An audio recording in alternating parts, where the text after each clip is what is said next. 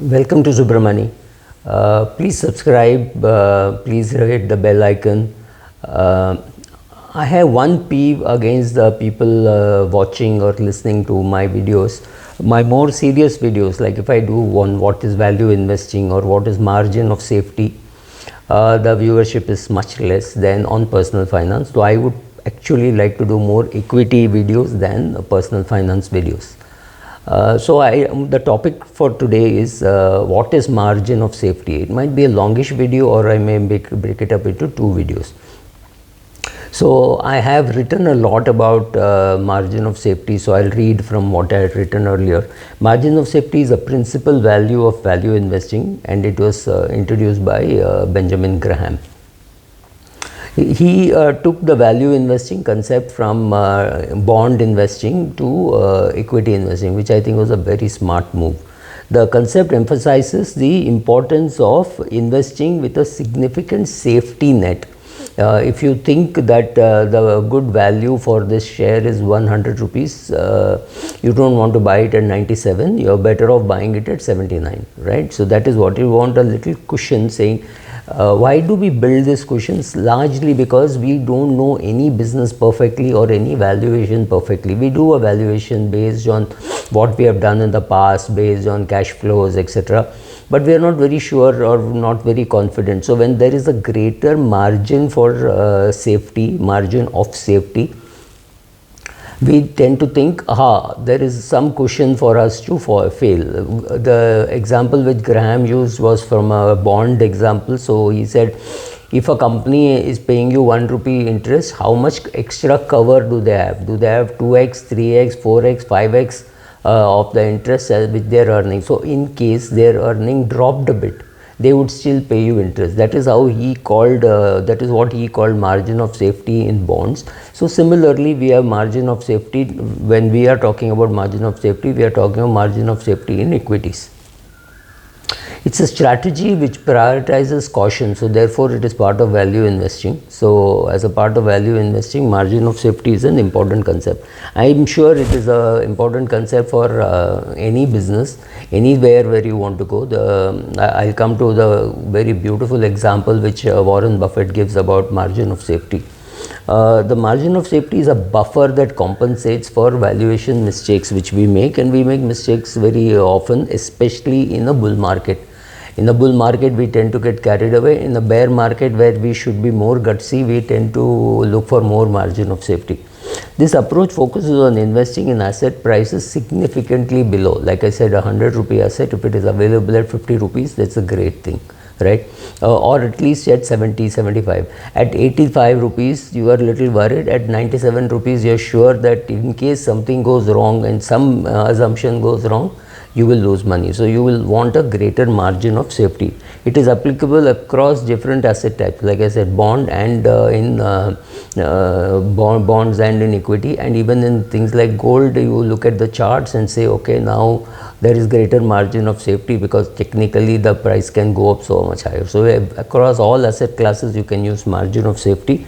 The principle is widely adapted, and of course, it was started by Graham, and it was further increased by Charlie Munger, further spread by Charlie and Warren Buffett himself, right? So what exactly is margin of safety? Margin of safety is easy to understand, like what Ben Graham said.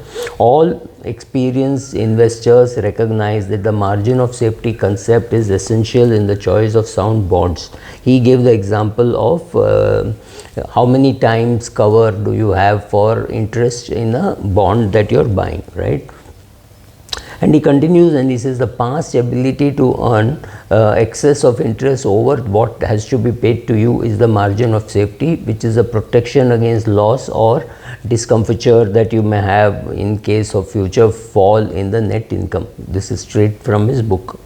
That makes a lot of sense, right? You wouldn't, when a bank lends money to you, the bank sees how much of assets you have, how well you are earning, how good is your margin of safety, which means how many times the interest are you earning, right? So how good is your business in terms of market share, etc., etc. So that is how it looks at, right?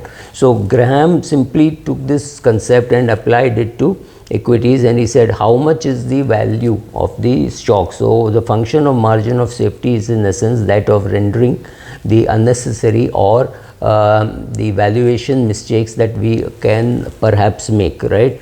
So the Buffett's analogy was even better. He said in a bridge with a capacity of 30,000 tons, you want to run only a 10,000 ton truck. You don't want to or a 10 ton truck, right? A 30, let's say there is a 30 ton bridge which can take 30 tons of weight. You want to still run only a 10 ton truck. He also said very beautifully, if there is a huge valley behind, below 4,000 feet, if you make a mistake, you're going to fall 4,000 feet, and you have a 10,000 ton bridge, and your truck is 9,800 tons, you would be a little worried.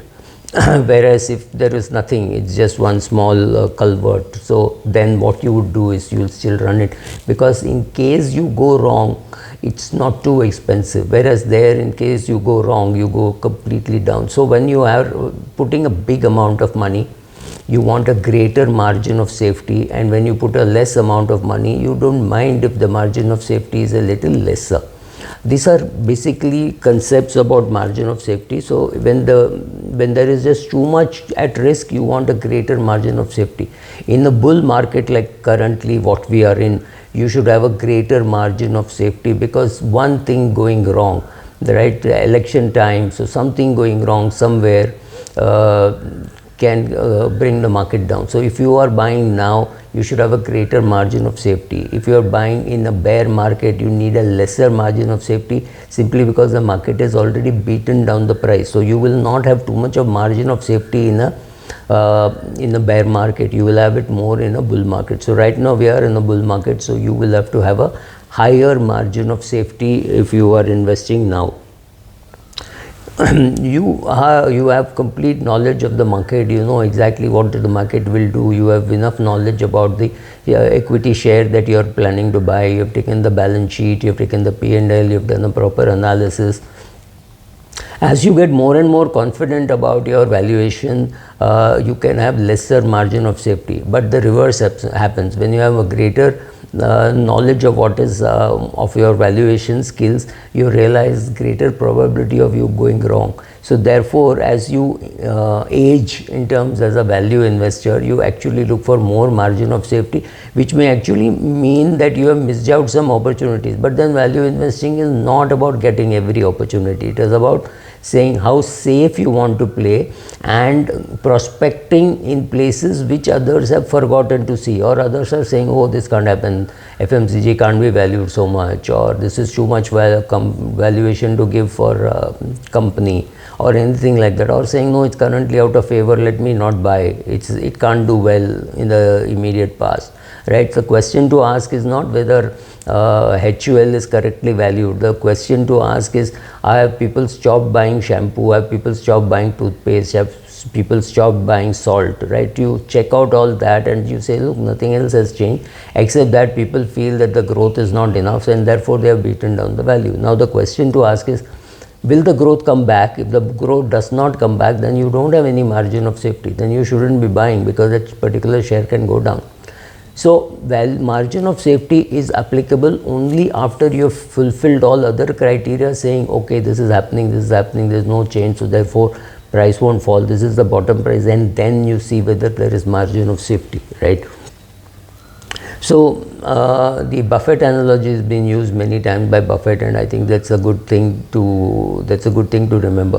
30,000 ton truck, so a 30 ton bridge, so 10 ton, and if there is 4,000 feet below the bridge, then 9,800 ton, 9.8 ton truck does not look very comfortable. So don't do that.